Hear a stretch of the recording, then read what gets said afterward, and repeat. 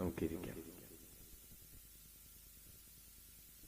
വളരെ ഗൗരവമുള്ള ഒരു വചന പഠനത്തിലേക്ക് നമ്മൾ പ്രവേശിക്കുകയാണ്. നമുക്ക് ശാന്തമായിട്ടിരിക്കാം. ബൈബിൾ എടുക്കാം. കൊറിന്ത്യർക്കാർക്ക് എഴുതിയ 2-ാം ലേഖനം 3-ാം അധ്യായം 18-ാമത്തെ തിരുവചനം.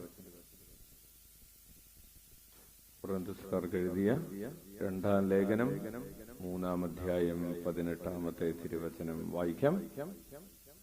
കർത്താവിന്റെ മഹത്വം കണ്ണാടിയിലെന്ന പോലെ മൂടുപടമണിയാത്ത മുഖത്ത് പ്രതിഫലിക്കുന്ന നാം എല്ലാവരും അവിടുത്തെ സാദൃശ്യത്തിലേക്ക് മഹത്വത്തിൽ നിന്ന് മഹത്വത്തിലേക്ക് രൂപാന്തരപ്പെട്ടുകൊണ്ടിരിക്കുകയാണ്. ഇത് ആത്മാവായ കർത്താവിന്റെ ദാനമാണ്. വലതുകരം ഉയർത്തി വീശിക്കൊണ്ട് പറയാം. കർത്താവിന്റെ മഹത്വം കണ്ണാടിയിലെന്ന പോലെ മൂടുപടമണിയാത്ത മുഖത്ത് പ്രതിഫലിക്കുന്ന നാം എല്ലാവരും അവിടുത്തെ സാദൃശ്യത്തിലേക്ക് മഹത്വത്തിൽ നിന്ന് മഹത്വത്തിലേക്ക് രൂപാന്തരപ്പെട്ടുകൊണ്ടിരിക്കുകയാണ്. ഇത് ആത്മാവായ കർത്താവിന്റെ ദാനമാണ്. ഇരുകരങ്ങൾ ഉയർത്തി വീശിക്കൊണ്ട് പറയാം. കർത്താവിന്റെ മഹത്വം കണ്ണാടിയിലെന്ന പോലെ മൂടുപടമണിയാത്ത മുഖത്ത് പ്രതിഫലിക്കുന്ന നാം എല്ലാവരും അവിടുത്തെ സാദൃശ്യത്തിലേക്ക് മഹത്വത്തിൽ നിന്ന് മഹത്വത്തിലേക്ക് രൂപാന്തരപ്പെട്ടുകൊണ്ടിരിക്കുകയാണ്. ഇത് ആത്മാവായ കർത്താവിന്റെ ദാനമാണ്. ഹല്ലേലൂയ. പ്രിയപ്പെട്ടവരെ, ഈശോയിൽ ഏറ്റവും സ്നേഹം നിറഞ്ഞ സുദാസ്നച്ച പ്രിയപ്പെട്ട ജോസഫച്ച, സ്നേഹം നിറഞ്ഞ സിസ്റ്റേഴ്സ്, സഹോദരരെ, എല്ലാവർക്കും ഈശോ മിശിഹായിക്ക് സ്തുതിയായിരിക്കട്ടെ. പരസ്പരം സ്തുതി ചൊല്ലാം. കരങ്ങൾ ഉയർത്തി വീശിക്കൊണ്ട് പറയാം ഹല്ലേലൂയ. കുറച്ചുകൂടെ സന്തോഷത്തോടെ പറയാം ഹല്ലേലൂയ. അടുത്തിരിക്കുന്നവര് നോക്കി പുഞ്ചിരിച്ചുകൊണ്ട് പറയാം ഹല്ലേലൂയ. കുറച്ചുകൂടെ സൂപ്പറായിട്ട് ചിരിച്ചിട്ട് പറയാം ഹല്ലേലൂയ. അച്ഛനെ നോക്കി ഒന്ന് ചിരിച്ചിട്ട് പറഞ്ഞേ ഹല്ലേലൂയ. ഈശോയെ നോക്കി ഒന്ന് ചിരിച്ചിട്ട് പറഞ്ഞേ. എല്ലാവർക്കും സുഖമാണോ? തണുപ്പൊക്കെ ഉണ്ടോ കാലത്ത്? ശരീരം എല്ലാവർക്കും ശരീരം വേദനയാണെന്ന് സണ്ണിച്ചേട്ടൻ പറയുന്നുണ്ടായിരുന്നു. നാട്ടിലുള്ള എല്ലാവർക്കും ശരീരം വേദനയാണ്. ഹല്ലേലൂയ. ബോഡി പെയിൻ ഉള്ളവരൊക്കെ ഒന്ന് കൈപൊക്കിയേ. ഉണ്ടോ? ശരിയാണ്, ബോഡി പെയിൻ ഉള്ളവർ കുറെ പേരുണ്ടല്ലോ. ഹല്ലേലൂയ. ബോഡി പെയിൻ മാറട്ടെ. ഹല്ലേലൂയ. Praise the Lord. പലരും തിരുമ്മു ചികിത്സയിലൊക്കെ ആണെന്നാ പറഞ്ഞു കേട്ടത്. അപ്പോൾ വചനം നിറയുമ്പോൾ എന്തുണ്ടാകും? ബോഡി പെയിൻ മാറും അല്ലേ? കേട്ടില്ലേ? നമ്മൾ സാക്ഷ്യങ്ങളൊക്കെ കേട്ടില്ലേ? ബോഡി പെയിൻ അല്ല, ബോഡി പെയിൻ മാത്രമല്ല, നമ്മുടെ ആത്മാവിന്റെ വേദനയും മനസ്സിന്റെ വേദനയും ഒക്കെ മാറ്റുന്ന ഔഷധത്തിന്റെ മുമ്പിലാണ് നമ്മൾ ഇരിക്കുന്നത്. ഹല്ലേലൂയ. പ്രിയപ്പെട്ടവരെ, കഴിഞ്ഞ ആഴ്ച നമ്മൾ പഠിച്ചത് യേശുനാമം വിളിക്കുമ്പോൾ കിട്ടുന്ന 6 അനുഗ്രഹങ്ങളെ കുറിച്ചാണ്. ജനറൽ ആയിട്ടുള്ള, അതായത് യേശുനാമം വിളിക്കുമ്പോൾ ലഭിക്കുന്ന 6 പ്രധാനപ്പെട്ട അനുഗ്രഹങ്ങളെ കുറിച്ച് നമ്മൾ കഴിഞ്ഞ ആഴ്ച പഠിച്ചു. Price the Lord. ആ 6 അനുഗ്രഹങ്ങൾ അച്ഛൻ നിങ്ങളോട് പറഞ്ഞിരുന്നു. പോൾ സള്ളിവൻ എന്ന് പറയുന്ന ഒരു ഡൊമിനിക്കൻ വൈദികന്റെ യേശുനാമത്തെ കുറിച്ചുള്ള പുസ്തകത്തിൽ നിന്ന് എടുത്താണ് അച്ഛൻ ആ 6 അനുഗ്രഹങ്ങൾ പറഞ്ഞത്. 6 അനുഗ്രഹങ്ങൾ ഏതൊക്കെയാണ്? വേഗത്തിൽ പറഞ്ഞു പോകാം നമുക്ക്. ലോകത്ത് അർപ്പിക്കപ്പെടുന്ന എല്ലാ ദിവ്യബലികളിലും ഒരു പങ്ക് നമുക്ക് ലഭിക്കുന്നു എന്നുള്ളതാണ്. നമ്മൾ അതിൽ പങ്കുകാരാകുന്നു എന്നാണ് ഒന്ന്. Price the Lord. ഹല്ലേലൂയ. അപ്പോൾ ഈശോയെ എന്നുള്ള വിളിയിൽ നമ്മൾ പിതാവിന് ഈ ലോകത്തർപ്പിക്കപ്പെടുന്ന 5 ലക്ഷം ദിവ്യബലികളും അർപ്പിക്കുകയാണ്. ഓരോ ദിവ്യബലി അതെങ്ങനെയാണ് സംഭവിക്കുന്നത് എന്ന് കൂടെ അച്ഛൻ പഠിപ്പിച്ചു. അതായത് ഓരോ ദിവ്യബലിയിലും ആരെയാണ് പിതാവിന് സമർപ്പിക്കുന്നത്? ഈശോയെയാണ് സമർപ്പിക്കുന്നത്. ഈശോയുടെ എന്താണ് സമർപ്പിക്കുന്നത്? ഈശോയുടെ മനുഷ്യത്വവും ദൈവത്വവും കൈകളിലെടുത്ത് ക്രിസ്തുവിലൂടെ, ക്രിസ്തുവിനോടുകൂടെ, ക്രിസ്തുവിൽ തന്നെ പിതാവായ ദൈവത്തിന്റെ മഹത്വത്തിനു വേണ്ടി നമ്മൾ പരിശുദ്ധാത്മാവിലൂടെ നമ്മൾ സമർപ്പിക്കുകയാണ്. അതാണ് ബലിയർപ്പണം. അപ്പോൾ ദിവ്യബലിയിൽ ഉള്ള ബലിവസ്തു ആരാണ്? ഈശോയാണ്. ഈശോ തന്നെയാണ് ബലിയർപ്പിക്കുന്നത്. ഈശോയാണ് ബലിവസ്തു. അപ്പോൾ ഈശോയെ എന്ന് വിളിക്കുമ്പോൾ ഈശോയുടെ ആ അതേ ആക്ടിവിറ്റി തന്നെയാണ് നമ്മൾ ചെയ്യുന്നത്. അപ്പോൾ ഈ വൈദികൻ എഴുതിയിരിക്കുകയാണ്, അപ്പോൾ ഓരോ ദിവ്യബലിയിലും, ലോകത്തർപ്പിക്കപ്പെടുന്ന എല്ലാ ദിവ്യബലികളിലും അങ്ങനെ യേശുനാമം വിളിച്ച് പ്രാർത്ഥിക്കുന്നത് വഴി നമ്മൾ പങ്കുകാരാവുകയാണ്. കൈയടിച്ച് കർത്താവിന് നന്ദി പറയാം. Hallelujah, hallelujah. ഈശോയെ എന്ന് വിളിക്കുന്നത് എന്താണെന്ന് ആണ് ആദ്യം പറഞ്ഞത്. അതൊരു സ്തുതിയുടെ ബലിയാണ്. ഈ സ്തുതിയുടെ ബലിയിൽ നമ്മൾ ഈശോയെ സമർപ്പിക്കുന്നു. പിന്നീട് നമ്മൾ പറഞ്ഞു അതെന്താണ്? അതൊരു കൃതജ്ഞതാ ബലിയാണ്. ഈശോയിലൂടെ നമുക്ക് ലഭിച്ചിട്ടുള്ള എല്ലാ അനുഗ്രഹങ്ങളെയും ഓർത്ത് നമ്മൾ പിതാവിനെ ആരാധിക്കുകയാണ്. അതൊരു കൃതജ്ഞതാ ബലിയാണ്. മൂന്നാമതായി നമ്മൾ പറഞ്ഞു അതൊരു യേശുനാമം വിളിക്കുന്നത് ഒരു പാപപരിഹാര ബലിയാണ്. അങ്ങനെ ഈശോയെ എന്ന് വിളിക്കുമ്പോൾ നമ്മുടെ പാപങ്ങൾക്ക് പരിഹാരം ലഭിക്കുന്നു. അതാണ് രണ്ടാമത്തെ അനുഗ്രഹം നമ്മൾ പറഞ്ഞത്. 300 ദിവസത്തെ ദണ്ഡവിമോചനം ലഭിക്കുന്നു എന്ന് പറഞ്ഞു. മൂന്നാമതായി നമ്മൾ പഠിച്ചു അത് പൂർണ്ണമായ സ്നേഹത്തിന്റെ പ്രവൃത്തിയാണ്. ഈശോയെ എന്ന് വിളിക്കുന്നത് പൂർണ്ണമായ സ്നേഹത്തിന്റെ പ്രവൃത്തിയാണ്. എങ്ങനെയാണത് പൂർണ്ണമായ സ്നേഹത്തിന്റെ പ്രവൃത്തിയാകുന്നത് എന്ന് ഇന്നത്തെ ക്ലാസ്സിൽ അച്ഛൻ പഠിപ്പിക്കുന്നതാണ്. ശ്രദ്ധിച്ചിരിക്കുക. അപ്പോൾ ഇത്രയും ഓർക്കുക, ഈശോ പൂർണ്ണമായ സ്നേഹമാണ്. അപ്പോൾ പൂർണ്ണമായ സ്നേഹമായവനെ ഈശോ അവന്റെ നാമം വിളിച്ച് അവനെ പിതാവിന് സമർപ്പിക്കുന്നത് it is an act of infinite love. Hallelujah. അപ്പോൾ പൂർണ്ണമായ സ്നേഹത്തിന്റെ പ്രവൃത്തിയാണ്. നാലാമതായി യേശു നാമം വിളിക്കുന്നത് വഴി നിരവധി തിന്മകളിൽ നിന്ന്, പ്രത്യേകിച്ച് നമ്മെ ഉപദ്രവിക്കാൻ നോക്കുന്ന പിശാചിന്റെ പിടിയിൽ നിന്ന് നാം രക്ഷപ്പെടുന്നു. ഇറ്റലിയിലുള്ള ഉണ്ടായിരുന്ന ഒരു വിശുദ്ധയാണ് സിസ്റ്റർ ഫ്രാൻസിസ് ഓഫ് ബുസെ എന്ന് പറയുന്ന ഒരു വിശുദ്ധ. എന്താണ്? ഫ്രാൻസിസ് ബുസെ എന്ന് പറയുന്ന വിശുദ്ധ. അപ്പോൾ ഈ വിശുദ്ധ പറയുകയാണ്, ഈ പലപ്പോഴും അവൾക്ക് മാലാഖയോട്, തന്റെ കാവൽ മാലാഖയോട് സംസാരിക്കാനായിട്ട് സാധിച്ചിരുന്നു. കാവൽ മാലാഖയോട് സംസാരിക്കുന്ന കൂട്ടത്തിൽ ഈശോയെ എന്ന് വിളിച്ചാൽ, പറഞ്ഞാൽ യേശു എന്ന നാമം ഉച്ചരിച്ചാൽ അപ്പൊ തന്നെ കാവൽ മാലാഖ മുട്ടുകുത്തു എന്ന് പറയുന്നു. ഇനി ഈശോയെ എന്ന് വിളിക്കുമ്പോൾ പലപ്പോഴും പിശാചുക്കൾ ഇവിടെ ആക്രമിക്കാൻ വന്നിരുന്ന സമയത്ത്, ഈശോയെന്ന് വിളിച്ച സമയത്തൊക്കെ ഈ പിശാചുക്കൾ ഓടി മറഞ്ഞിരുന്നു എന്ന് ഈ വിശുദ്ധ രേഖപ്പെടുത്തിയിരിക്കുകയാണ്. ഹല്ലേലൂയ. അഞ്ചാമതായിട്ട് യേശുനാമം വഴി നമ്മുടെ ഹൃദയത്തിൽ സമാധാനവും ആനന്ദവും നിറയുന്നു. എന്താണ് നിറയുന്നത്? ആനന്ദവും നിറയുന്നു. അത് നമ്മുടെ തന്നെ അനുഭവമാണ്. നമ്മൾ വേദനിച്ചിരിക്കുന്ന സമയങ്ങളിൽ, പലപ്പോഴും പ്രയാസപ്പെട്ടിരിക്കുന്ന സമയങ്ങളിൽ ഈശോയെ എന്ന് വിളിക്കുമ്പോൾ എന്താണ് നിറയുന്നത്?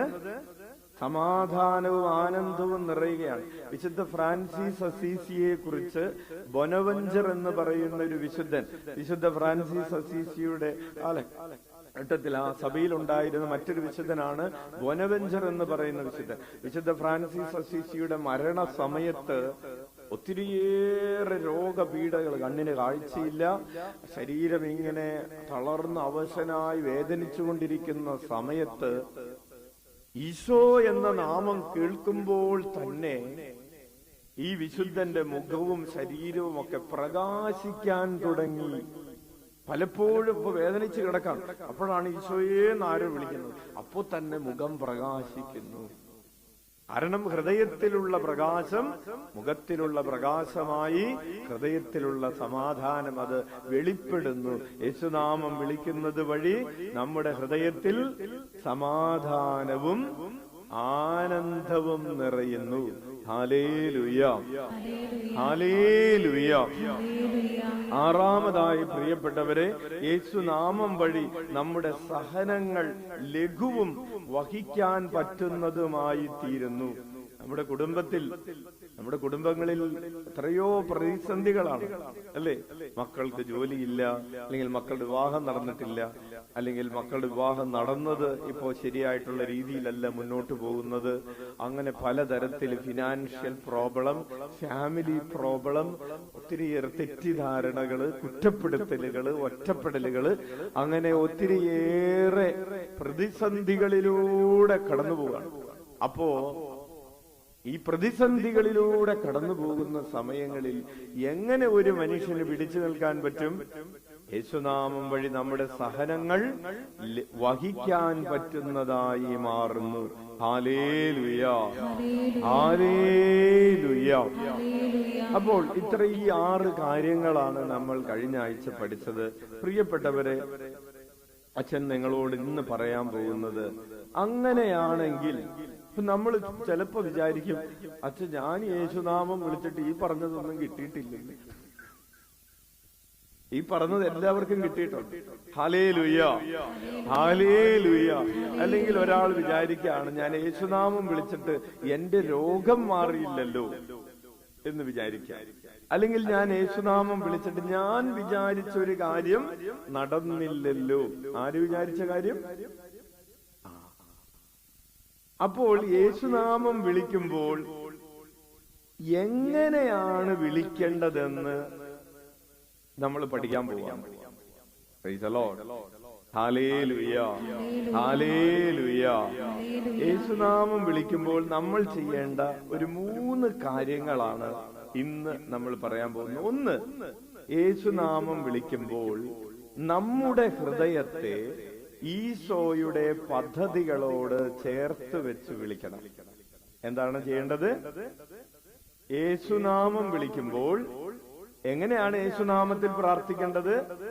നമ്മുടെ ഹൃദയത്തെ ഈശോയുടെ ഹൃദയത്തിന്റെ പദ്ധതികളോട് ചേർത്ത് വെച്ച് വിളിക്കണം. ഒന്ന് വലതുകരം ഉയർത്തി വീശിക്കൊണ്ടെന്ന് പറഞ്ഞ്, യേശുനാമം വിളിക്കുമ്പോൾ, യേശുനാമത്തിൽ പ്രാർത്ഥിക്കുമ്പോൾ എന്റെ ഹൃദയത്തെ ഈശോയുടെ ഹൃദയത്തിന്റെ പദ്ധതികളോട് ചേർത്ത് വെച്ച് വിളിക്കണം. ഹല്ലേലൂയ. അല്ലെങ്കിൽ നമുക്കിങ്ങനെ പറയാം, ഈശോയുടെ പദ്ധതികളെ ഞാൻ എന്റെ ഹൃദയത്തിലേക്ക് ഏറ്റെടുത്തുകൊണ്ട് പ്രാർത്ഥിക്കണം. അപ്പോഴാണ് അത് യേശുനാമത്തിലുള്ള പ്രാർത്ഥനയാവുകയുള്ളൂ. ഹല്ലേലൂയ. നമ്മുടെ പ്രാർത്ഥന ഈശോയുടെ പദ്ധതികൾക്ക് വിരുദ്ധമാണെങ്കിൽ ആ പ്രാർത്ഥന യേശുനാമത്തിലുള്ള പ്രാർത്ഥന അല്ല, ആവുകയില്ല. ഹല്ലേലൂയ, ഹല്ലേലൂയ, ഹല്ലേലൂയ. ഒരു ഉദാഹരണത്തിന് നമ്മൾ പ്രാർത്ഥിക്കുകയാണ്, താവേ അവൾ എന്നോട് ചെയ്തതിന് അങ്ങ് ഒരു 10 ഇരട്ടി അവൾക്ക് പ്രതികാരം ചെയ്യണമേ. എന്നോട് ചെയ്തതിനൊക്കെ അവൾക്ക് ശരിക്ക് 10 ഇരട്ടി കിട്ടട്ടെ എന്ന് പറഞ്ഞിട്ട് ഈശോയേ, ഈശോയേ, ഈശോയേ എന്ന് വിളിക്കുകയാണെന്ന് വിചാരിക്കും. നമ്മളാരും അങ്ങനെ ചെയ്യുന്നവരല്ല, ആണോ?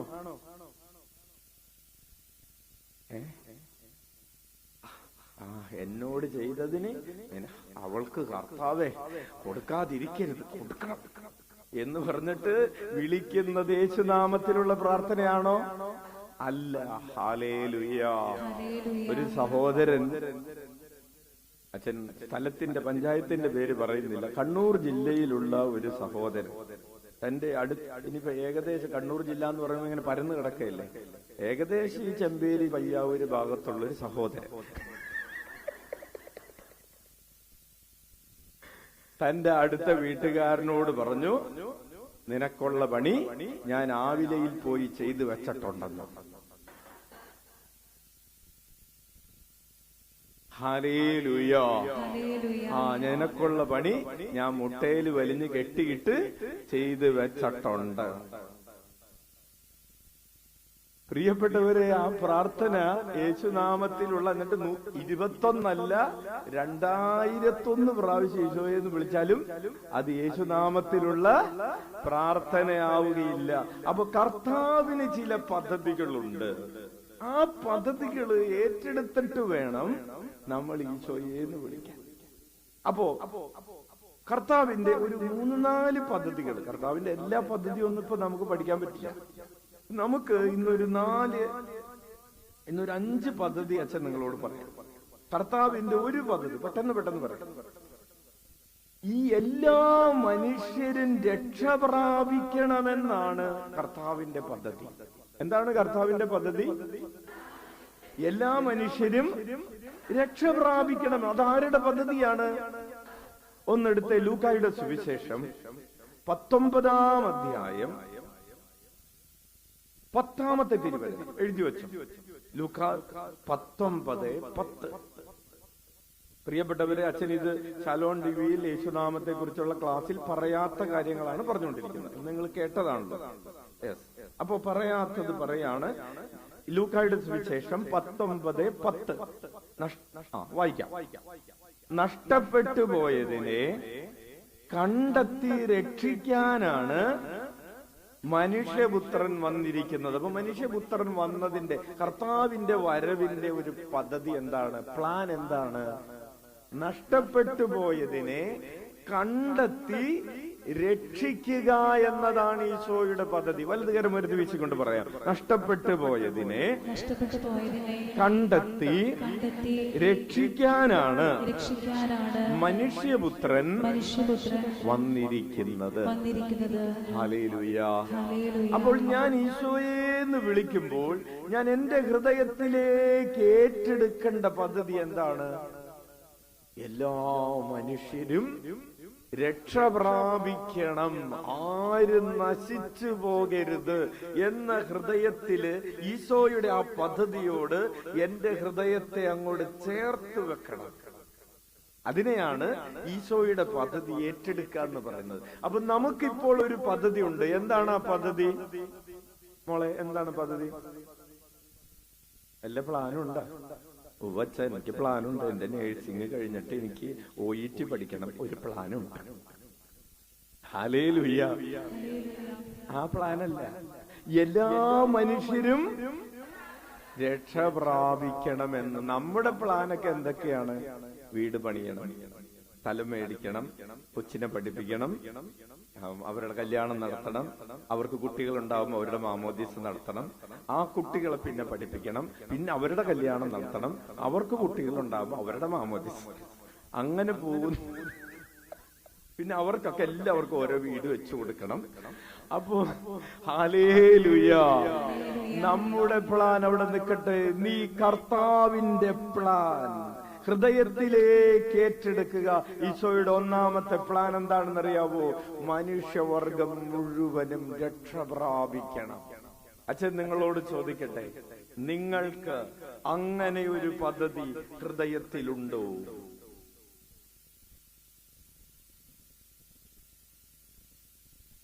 എല്ലാ മനുഷ്യരും രക്ഷ പ്രാപിക്കണമെന്ന് ഈശോയുടെ പദ്ധതി ഹൃദയത്തിൽ ഏറ്റെടുത്ത് ഈശോയേ ഈശോയേ ഈശോയേ എന്ന് വിളിക്കുമ്പോഴാണ് അത് യേശുനാമത്തിലുള്ള പ്രാർത്ഥനയാകുന്നത്.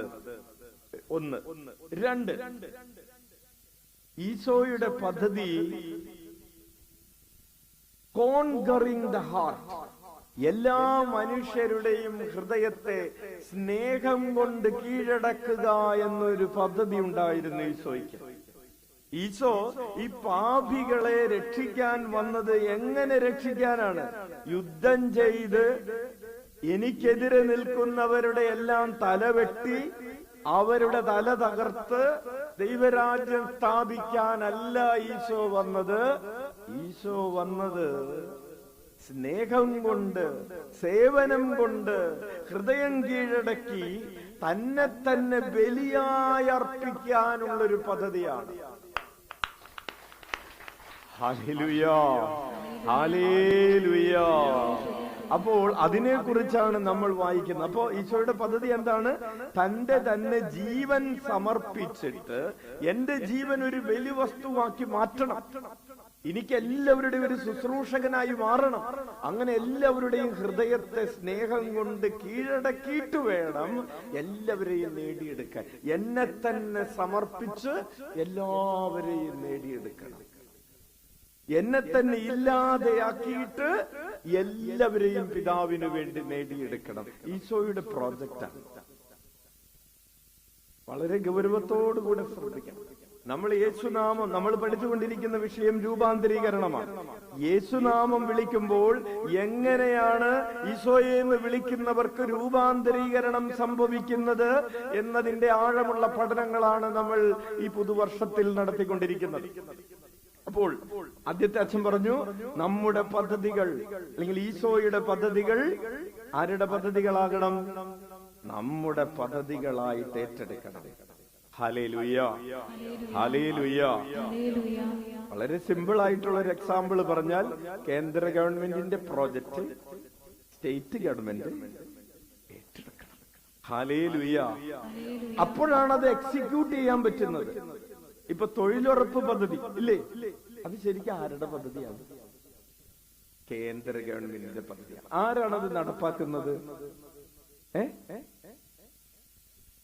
പഞ്ചായത്തിലാണത് നടപ്പാക്കുന്നത് അല്ലേ? നമുക്ക് പൈസ വരുന്നത് ഏത് അക്കൗണ്ടിൽ നിന്നാണ്? പഞ്ചായത്തിൽ അക്കൗണ്ടിൽ നിന്നാണ്. ഹല്ലേലൂയ. അപ്പോൾ കേന്ദ്ര ഗവൺമെന്റിന്റെ ഈ തൊഴിലുറപ്പ് പദ്ധതി പഞ്ചായത്ത് നടപ്പിലാക്കുന്നില്ല എന്ന് വിചാരിച്ചോ? പഞ്ചായത്തിലുള്ളവർക്ക് കിട്ടോ? ഇല്ല. എളുപ്പം മനസ്സിലായില്ലേ? ഹല്ലേലൂയ.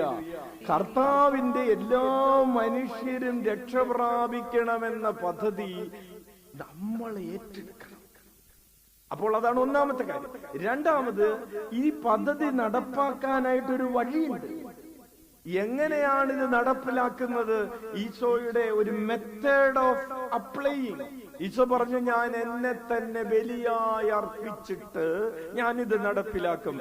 മത്തായിയുടെ സുവിശേഷം 20-ാം അധ്യായം 28-ാമത്തെ തിരുവചനം. എന്തിനാ ഞാൻ വന്നിരിക്കുന്നത്? What is my purpose of my coming? വായിച്ചേ 20-28. ശുശ്രൂഷിക്കപ്പെട്ടുകൊണ്ടല്ല ഞാൻ നിങ്ങളെ നേടിയെടുക്കാൻ പോകുന്നത്. ശുശ്രൂഷിക്കപ്പെടാനല്ല, ശുശ്രൂഷിക്കാനും അനേകരുടെ മോചനദ്രവ്യമായി സ്വജീവൻ കൊടുക്കാനും മനുഷ്യപുത്രൻ വന്നിരിക്കുന്നു. അനേകരുടെ മോചനദ്രവ്യം, അനേകരെ വീണ്ടെടുക്കുന്നതിന് ഞാൻ എന്നെ തന്നെ ബലിയായി അർപ്പിക്കും. അതാണ് എന്റെ മെത്തേഡ്. ഹല്ലേലൂയ. വലതുകരം ഉയർത്തി വീശിക്കൊണ്ട് പറയാം, ശുശ്രൂഷിക്കപ്പെടാനല്ല, ശുശ്രൂഷിക്കാനും അനേകരുടെ മോചനദ്രവ്യമായി സ്വജീവൻ കൊടുക്കാനും മനുഷ്യപുത്രൻ വന്നിരിക്കുന്നത് പോലെ തന്നെ. ഹല്ലേലൂയ. കരങ്ങൾ ഉയർത്തി സ്തുതിക്കട്ടെ. ഹല്ലേലൂയ, ഹല്ലേലൂയ. യേശുവേ നന്ദി, യേശുവേ സ്തുതി. ഹല്ലേലൂയ, ഹല്ലേലൂയ, ഹല്ലേലൂയ. യേശുവേ ആരാധന. ഹല്ലേലൂയ, ഹല്ലേലൂയ, ഹല്ലേലൂയ, ഹല്ലേലൂയ. യേശുവേ നന്ദി, യേശുവേ സ്തുതി. ഹല്ലേലൂയ, ഹല്ലേലൂയ, ഹല്ലേലൂയ. Praise the Lord. ഹല്ലേലൂയ, ഹല്ലേലൂയ. അപ്പോൾ പ്രിയപ്പെട്ടവരെ, നമ്മൾ ഏറ്റെടുക്കേണ്ട രണ്ടാമത്തെ കാര്യം എന്താണ്? നമ്മൾ ഏറ്റെടുക്കേണ്ട രണ്ടാമത്തെ കാര്യം, ഈ ഈശോ തന്നെ തന്നെ ബലിയായി അർപ്പിക്കുന്നു എന്ന ഈശോയുടെ പദ്ധതി ഞാൻ ഏറ്റെടുത്തിട്ട് ഞാനും എന്നെ തന്നെ മറ്റുള്ളവരുടെ രക്ഷയ്ക്ക് വേണ്ടി, എന്റെ കുടുംബത്തിന്റെ ആയിക്കൊള്ളട്ടെ, എന്റെ ചുറ്റുപാടുമുള്ളവരുടെ ആയിക്കൊള്ളട്ടെ, രക്ഷയ്ക്ക് വേണ്ടി ഞാൻ എന്നെ തന്നെ ബലിയായി അർപ്പിക്കുന്നു എന്ന മനോഭാവത്തോടുകൂടെ വേണം ഈശോയെ എന്ന് വിളിക്കാൻ. ഹല്ലേലൂയ. ഹല്ലേലൂയ. അല്ലാതെ നേരത്തെ പറഞ്ഞ പോലെ കർത്താവേ അവനൊരു പണി കൊടുക്കണേ, എന്നോട് ചെയ്തതിനൊക്കെ നിനക്ക് വെച്ചിട്ടുണ്ടടി ഈശോയെ.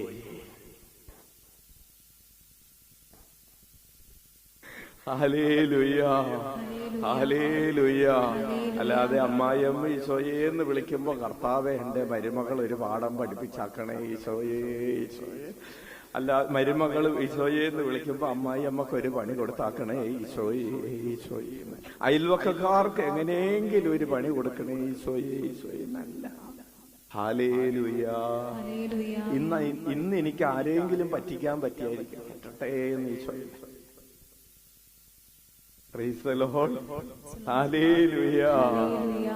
എന്റെ ഒരു കൊള്ളൂല്ലാത്ത സ്ഥലം ആരെങ്കിലും എന്ന് മേടിക്കട്ടെ ഈശോയെ, ഈശോയെ. Price the Lord. അപ്പോൾ അതാണ് രണ്ടാമത്തെ. മൂന്നാമത്തത്, ഈശോ വന്നത് എന്തിനാണെന്ന് ഈശോ പറയുന്ന വചനത്തിൽ പറഞ്ഞിട്ടുണ്ട്. അത് തിന്മയെ തോൽപ്പിക്കാൻ വേണ്ടിയാണ്. പിശാചിനെ തോൽപ്പിക്കുക എന്നൊരു പദ്ധതി ഈശോയുടെ മൂന്നാമത്തെ പദ്ധതിയാണ്. എങ്ങനെയാണ് ഈശോ എല്ലാവരെയും നേടുന്നത്? എങ്ങനെയാണ് ഈശോ ബലിയർപ്പിച്ചിട്ട് എല്ലാവരുടെയും രക്ഷയ്ക്ക് വേണ്ടി നിലകൊള്ളുന്നത്? അപ്പോൾ അത് തിന്മയെ തോൽപ്പിച്ചുകൊണ്ടാണ്, പിശാചിന്റെ പ്രവർത്തികളെ ഇല്ലാതെയാക്കിക്കൊണ്ടാണ്. 1 യോഹന്നാൻ 3:8 എഴുതി വെച്ചോ.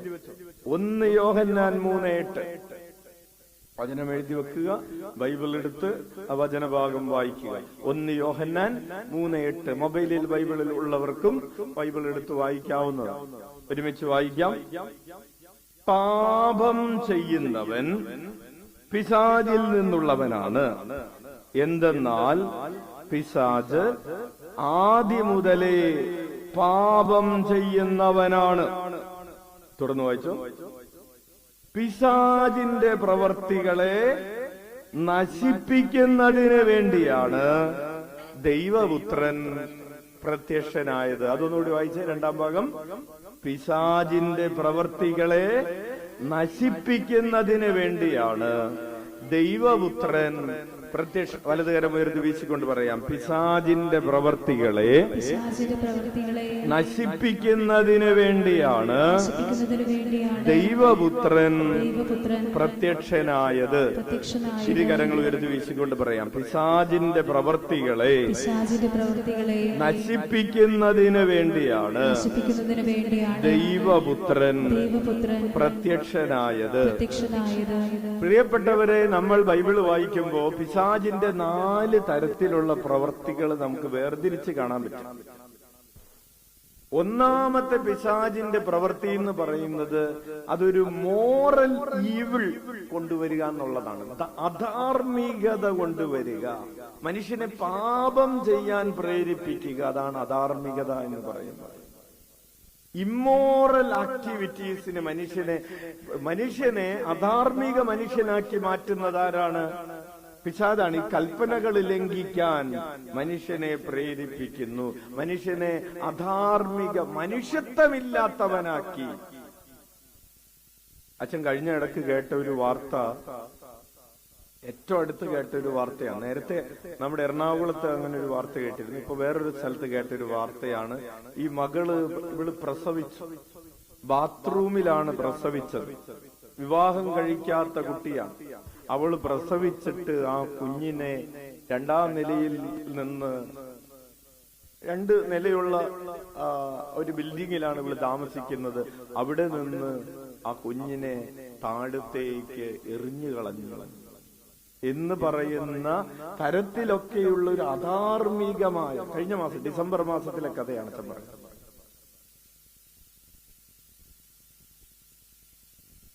അപ്പോ മനുഷ്യനെ തിന്മയിൽ നിന്ന് തിന്മയിലേക്ക് വലിച്ചിഴച്ചു കൊണ്ടുപോകുന്ന, ഇത്രമാത്രം ക്രൂരതയുള്ളവരാക്കി 20 വയസ്സ് പൂർത്തിയാകാത്തൊരു പെൺകുട്ടിയുടെ കഥയാണ് അച്ഛൻ പറഞ്ഞത്.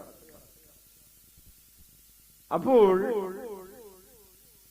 ഇപ്രകാരമുള്ള ഈ തിന്മ അധാർമികതയിലേക്ക് നയിക്കുന്ന തിന്മയെ നശിപ്പിക്കുക. അതാണ് ഈശോ പറഞ്ഞത്. പിശാചിന്റെ പ്രവൃത്തികളെ നശിപ്പിക്കുന്നതിന് വേണ്ടിയാണ് ദൈവപുത്രൻ പ്രത്യക്ഷനായത്. അപ്പൊ അങ്ങനെ ഒരു അധാർമികമായ തിന്മയുണ്ട്. രണ്ടാമതായിട്ട് ഫിസിക്കൽ ഈവിളുണ്ട്. മനുഷ്യനെ ശാരീരികമായി തളർത്തിക്കളയുന്ന ചില ദുർഭൂതങ്ങളുണ്ടെന്ന് നമ്മൾ വചനം വായിക്കുമ്പോ, ഇപ്പോ ജോബിന്റെ പുസ്തകം വായിക്കുമ്പോൾ നമുക്ക് മനസ്സിലാകുന്നു, ജോബിന് രോഗം കൊണ്ടുവന്നതാരാണ്? പിശാച. ദൈവം അനുവദിച്ചിട്ടാണെന്നുള്ളതൊക്കെ, പക്ഷെ രോഗം കൊണ്ടുവരുന്നത് ആര് തൊടുമ്പോഴാണ്? പിശാച് തൊടുമ്പോൾ. ഹല്ലേലൂയ.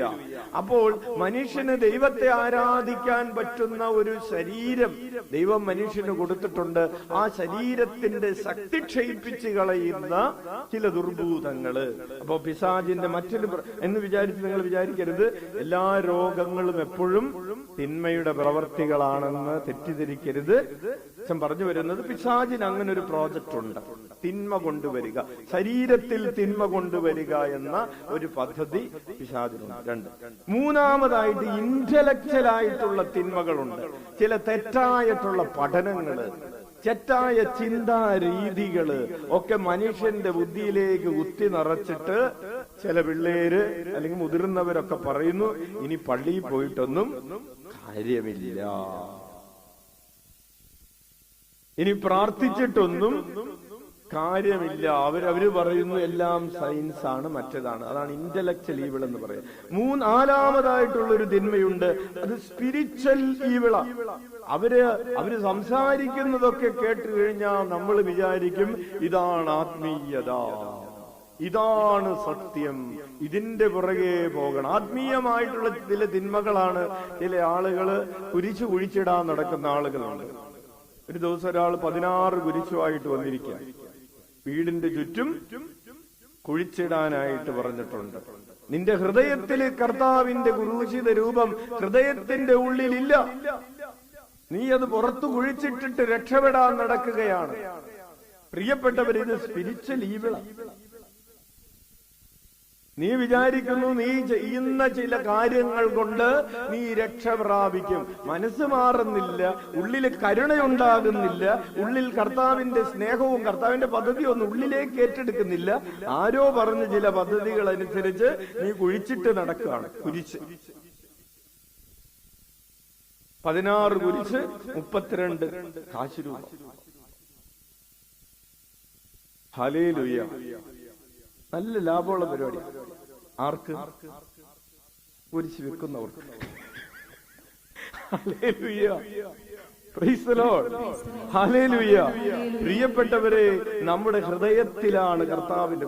അപ്പോൾ പിശാചിന്റെ ഈ പ്രവർത്തികളെ തകർക്കുക, ഡ്രൈവ് ബാക്ക് ഡാർക്ക്നെസ്. ചില അന്ധകാരങ്ങളുണ്ട്, ചില തെറ്റായ പഠനങ്ങളുണ്ട്. നമ്മുടെ മതാഭ്യാസങ്ങളിൽ പോലും ഒരു റിലീജിയസ് പ്രാക്ടീസ് പോലും ചില സമയങ്ങളിൽ ദുരാചാരങ്ങൾ കടന്നുകൂടാറുണ്ട്. ഹല്ലേലൂയ. അതായത് കർത്താവിനെ ഫോക്കസ് ചെയ്യാതെ ഈ ലോകത്തിലുള്ള ചില കാര്യങ്ങളിൽ ഫോക്കസ് ചെയ്തുകൊണ്ടുള്ള ആഘോഷങ്ങൾ. ഹല്ലേലൂയ. ഹല്ലേലൂയ. ഒരു പ്രദക്ഷിണം നടക്കുകയാണ്. ഒരു പ്രദക്ഷിണം, ഭയങ്കര പ്രദക്ഷിണമാണ്. പ്രദക്ഷിണത്തിന്റെ സമയത്ത് ഞങ്ങൾ നോക്കിയപ്പോ ഇത് ഏത് വിശുദ്ധന്റെ തിരുനാളാണെന്ന് മനസ്സിലാവുന്നില്ല. അപ്പോൾ വലിയൊരു രഥം വരുന്നു, ഭയങ്കര രഥമാണ്. എറണാകുളത്ത് ഒരു സ്ഥലത്താണ് വലിയൊരു രഥം ഇങ്ങനെ വന്നുകൊണ്ടിരിക്കുകയാണ്. അതിന്റെ മുകളില് ഇത്രയുള്ളൊരു രൂപം. ഈ രൂപം കാണണമെന്നുണ്ടെങ്കിൽ നമ്മൾ ബൈനാക്കുലർ വെച്ച് നോക്കണം. രൂപത്തിനല്ല പ്രാധാന്യം. എന്തിനാണ് പ്രാധാന്യം? രഥത്തിനാണ് പ്രാധാന്യം. നമ്മൾ വിചാരിക്കും രഥത്തിന്റെ തിരുനാളാണ് ആഘോഷിക്കുക, രഥോത്സവം. ഒഡീഷയിൽ അങ്ങനെ ഒരു തിരുനാളുണ്ട്, രഥോത്സവം. രഥമാണ് പ്രധാനപ്പെട്ടത്, രഥം വലിക്കലാണ്, രഥമാണ് ആഘോഷത്തിന്റെ പ്രധാനപ്പെട്ട പുണ്യാളൻ രഥമാണ്. പക്ഷെ നമ്മുടെ പുണ്യാളൻ രഥമല്ലല്ലോ. പക്ഷേ നമ്മുടെ ശ്രദ്ധ മുഴുവൻ എവിടെയാണ്? ഹല്ലേലൂയ. ഹല്ലേലൂയ. പ്രിയപ്പെട്ടവരെ, അതുകൊണ്ട് നമ്മൾ ഒരു ആത്മീയമായ ആഘോഷം നടത്തുമ്പോഴും ആത്മീയമായ ആഘോഷത്തിലും അതിന്റെ എല്ലാറ്റിനും മുകളിൽ ഉയർന്നു നിൽക്കേണ്ടത്, കവർ ചെയ്ത് നിൽക്കേണ്ടത്, പൊതിഞ്ഞു നിൽക്കേണ്ടത്, പ്രൊജക്ട് ചെയ്യപ്പെടേണ്ടത് എന്താണ്? കർത്താവാണ്. ഹല്ലേലൂയ, ഹല്ലേലൂയ, ഹല്ലേലൂയ. കർത്താവിന് ഒന്നാം സ്ഥാനം കൊടുത്ത് കർത്താവിന് ഇഷ്ടമുള്ളത്, കർത്താവിനെ പ്രീതിപ്പെടുത്തുന്നതാണ് നമ്മൾ ചെയ്യേണ്ടത്. Hallelujah, hallelujah. പ്രദക്ഷിണമൊക്കെ ഉണ്ടാവും. പ്രദക്ഷിണത്തിന്റെ നമ്മുടെ ശ്രദ്ധ മുഴുവൻ പ്രദക്ഷിണത്തിലല്ല. നമ്മൾ എണ്ണുന്നത് എത്ര ബാൻഡ് സെറ്റുകാർ വന്നിട്ടുണ്ട്. മറ്റേ രാജസ്ഥാൻ എന്ന് പറയുന്ന ഒരു വലിയ സാധനം അടിക്കുന്നവർ, അവരുടെ അടി ഭയങ്കരമായി. പിന്നെ മറ്റവരുടെ ഇവരെല്ലാവരും കൂടി ഇപ്പോ ഇവിടെ അടുത്ത് കുറച്ച് സ്ഥലങ്ങളൊക്കെ ഉണ്ട്. അപ്പൊ ഹല്ലേലൂയ. കുറച്ച് സ്ഥലത്ത് മറ്റേ പി വിളിക്കുന്ന ആളുകള്, കുറച്ച് സ്ഥലത്ത് ചെണ്ട കൊട്ടുന്ന ആളുകള്, ഇവര് തമ്മിൽ മത്സരം, ഇതൊക്കെ ആയിട്ട് ഇങ്ങനെ കൊഴുത്ത് നിൽക്കുകയാണ്. മേളക്കൊഴുപ്പാണ്. തിരുനാളിന്റെ ഒരു കാലഘട്ടമായതുകൊണ്ട് അച്ഛൻ പറഞ്ഞെന്നുള്ളൂ, അല്ലാതെ ആര് ഉദ്ദേശിച്ച് പറഞ്ഞതല്ല. Price the Lord. അപ്പൊ പടക്കം പൊട്ടിക്കണം. അത് 5 ലക്ഷം രൂപക്ക് പടക്കം പൊട്ടിക്കണം, 100 രൂപക്ക് കുർബാന നടത്തണം. പടക്കം പൊട്ടിക്കാൻ എത്ര രൂപയാണ്? 5 ലക്ഷം. കുർബാനയ്ക്ക് എത്രയാണ്? കുർബാനക്ക് 150 എന്ന് പറയുമ്പോൾ വഴക്കുണ്ടാക്കുന്ന ആൾക്കാരാണ് 5 ലക്ഷത്തിന്. ഹല്ലേലൂയ, ഹല്ലേലൂയ, ഹല്ലേലൂയ. പ്രിയപ്പെട്ടവരെ, ഇതൊക്കെ ചില സ്പിരിച്വൽ ഈവിളാണ്. ഈ സ്പിരിച്വൽ ഈവിൾ കർത്താവിന്റെ ഹൃദയത്തോട് ചേർന്ന് നമ്മുടെ, അതാണ് അച്ഛൻ പറഞ്ഞത്, കർത്താവിന്റെ ഹൃദയത്തോട് നിന്റെ ഹൃദയത്തെ ചേർത്ത് വെച്ചിട്ടാണോ നീ ഈശോയെ എന്ന് വിളിക്കുന്നത്? പള്ളിപ്പെരുന്നാളാണ് എന്ന് പറഞ്ഞ് നീ വീട്ടിൽ മദ്യം വിളമ്പുന്നത് ഒരു മോറൽ ഈവിളാണ്. അതൊരു ആധാർമികമാണ്, ഒരു സോഷ്യൽ ഈവിളാണ്. Yes, okay. അപ്പോ അച്ഛൻ പറഞ്ഞു പിശാചിന്റെ പ്രവർത്തികൾ തോൽപ്പിക്കുക എന്നത് ആരുടെ പദ്ധതിയാണ്? ഈശോയുടെ പദ്ധതിയാണ്. ഒരാള് വീട്ടിൽ ചാരായം വാറ്റിക്കൊണ്ടിരിക്കുക, എന്നിട്ട് പ്രാർത്ഥിക്കുകയാണ്, ഇത് കണ്ടുപിടിക്കാൻ ഈ തിരുനാൾ കഴിയുന്നത് വരെ, ഇത് ഞങ്ങൾ കുടിച്ചു തീരുന്നത് വരെ ആരും അറിയാൻ ഇടവരരുതേ ഈശോയെ, ഈശോയെ 21 പ്രാവശ്യം. തിന്മയെ തോൽപ്പിക്കുക എന്നതാണ് കുഞ്ഞേ നീ ഈശോയെ എന്ന് വിളിക്കുമ്പോൾ ഹൃദയത്തിൽ ഏറ്റെടുക്കേണ്ട പ്രോജക്ട്. തിന്മയെ സംരക്ഷിക്കുക എന്നതല്ല. കോപ്പിയടിച്ച കൊച്ചും പ്രാർത്ഥിക്കുന്നുണ്ട്, പിടിക്കല്ലേ പിടിക്കല്ലേ ഈശോയെ, ഈശോയെ. എത്ര പ്രാവശ്യം വേണേലും തിരി കത്തിച്ചാക്ക, കാവിലയിൽ വന്ന് മുട്ടയിൽ വലിഞ്ഞാക്ക, കോപ്പി അടിക്കുന്ന പിടിക്കാനിട വരരുത്. തിന്മയെ തോൽപ്പിക്കുക എന്നതാണ് ഈശോയുടെ പദ്ധതി. അപ്പൊ അത് 3. 4, തന്റെ ഹൃദയത്തിലേക്ക് എല്ലാവരെയും ആകർഷിക്കുക എന്നതാണ്. ആരുടെ ഹൃദയത്തിലേക്ക്? ഈശോയുടെ ഹൃദയത്തിലേക്ക് എല്ലാവരും ആകർഷിക്കപ്പെടണം എന്നതാണ് ഈശോയുടെ മറ്റൊരു പ്രോജക്ട്. യോഹന്നാന്റെ സുവിശേഷം 12:32 വായിക്കാം. ഈശോയുടെ പ്ലാനാണ്. യോഹന്നാൻ 12:32 എഴുതി വെച്ചിട്ട് വായിക്കാം.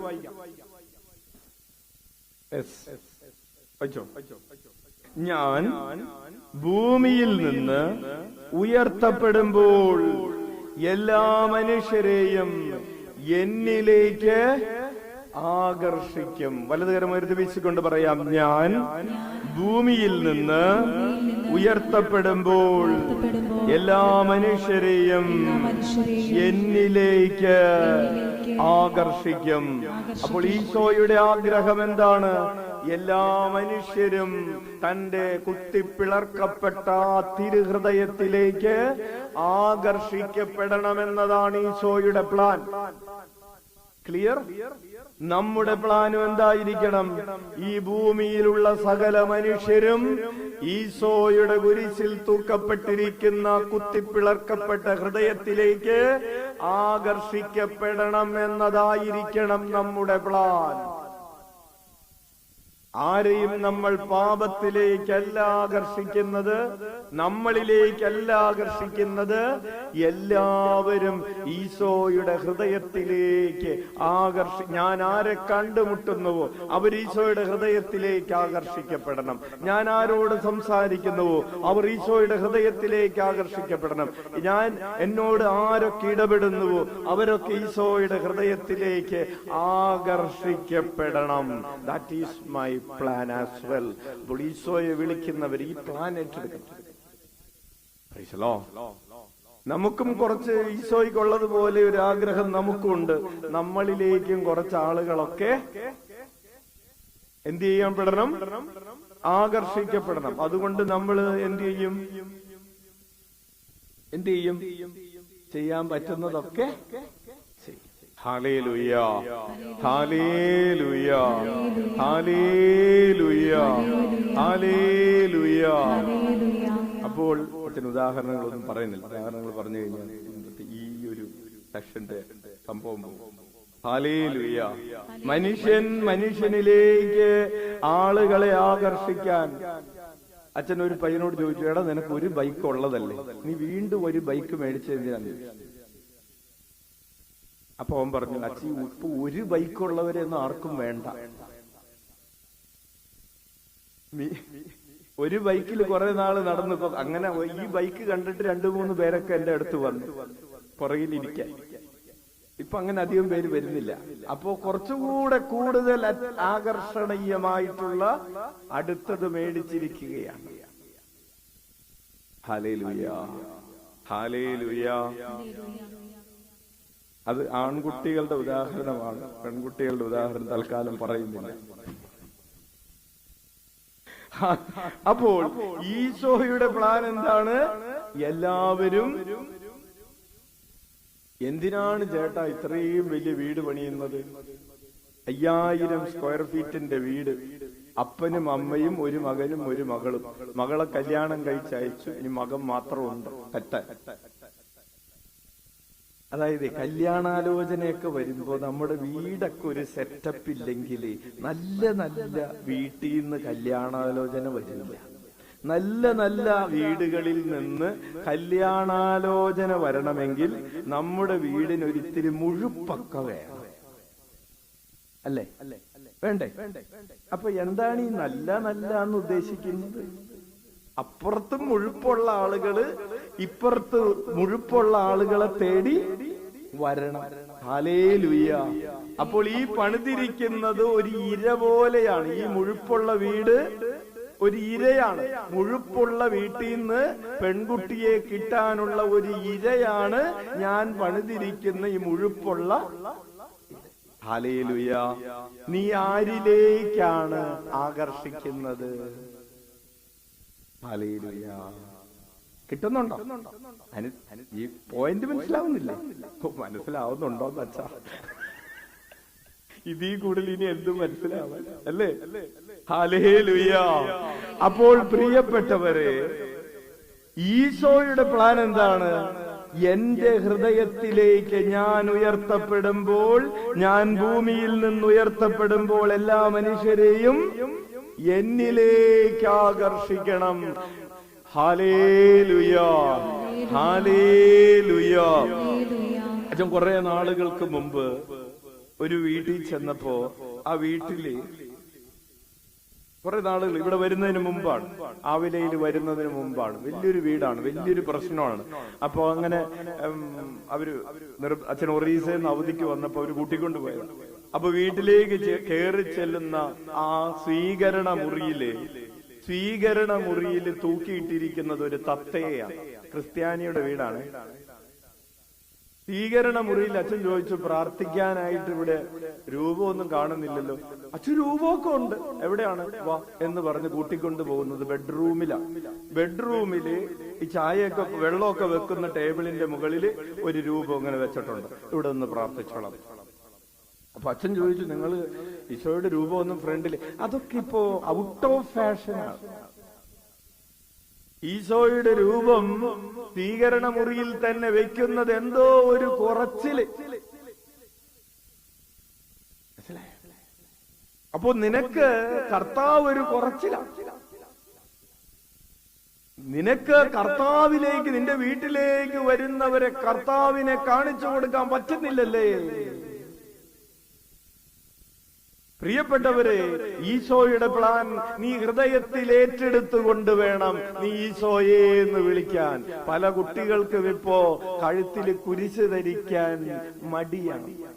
അവർക്ക് വല്ല ലവ് ചിഹ്നോ ബോളോ ഗോളോ എന്താണെന്ന് ചോദിച്ചാൽ എന്താണെന്ന് പോലും അറിഞ്ഞുകൂടാത്ത സാധനങ്ങൾ മാർക്കറ്റിൽ കിട്ടും. അതൊക്കെ മേടിച്ച് കഴുത്തില് ഒരെണ്ണം ഇട്ടിട്ട് പോരാണ്ട് രണ്ടെണ്ണം, ഇനി കഴുത്തിൽ പോരാണ്ട് ഇവിടെ കാതില്.